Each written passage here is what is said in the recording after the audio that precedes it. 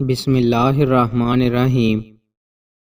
رسول اللہ صلی اللہ علیہ وآلہ وسلم نے ارشاد فرمایا، ایک مومن کو جب بھی کوئی کانٹا چبھتا ہے یا اس سے بڑھ کر کوئی تکلیف ہوتی ہے تو اللہ تعالیٰ اس کی وجہ سے اس کا ایک گناہ مٹا دیتا ہے۔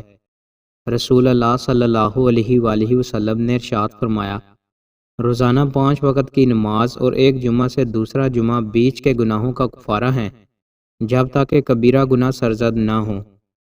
رسول اللہ صلی اللہ علیہ وآلہ وسلم نے ارشاد فرمایا، حیا ایمان کا حصہ ہے اور ایمان والے جنت میں ہوں گے جبکہ فحش گوئی برائی ہے اور برائی والے جہنم میں جائیں گے۔ رسول اللہ صلی اللہ علیہ وآلہ وسلم نے ارشاد فرمایا، قرآن پڑھا کرو کیونکہ یہ قیامت کے دن اپنے پڑھنے والوں کی شفاعت کرے گا۔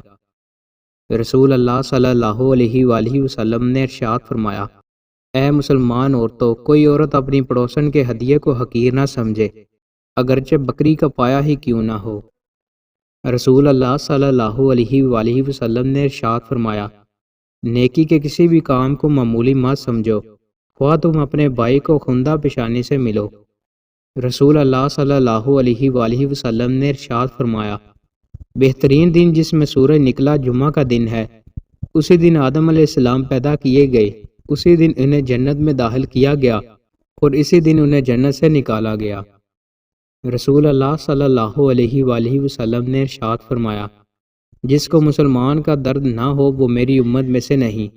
ابو قتادہ انصاری رضی اللہ تعالیٰ عنہ سے روایت ہے کہ رسول اللہ صلی اللہ علیہ وآلہ وسلم سے سوموار کے روزے کے بارے میں سوال کیا گیا تو آپ نے فرمایا، میں اسی دن پیدا ہوا اور اسی دن مجھ پر قرآن نازل کیا گیا۔ دوستو، مزید اچھی ویڈیوز کے لیے ہمارے چینل کو سبسکرائب لازمی کریں۔ بہت شکریہ۔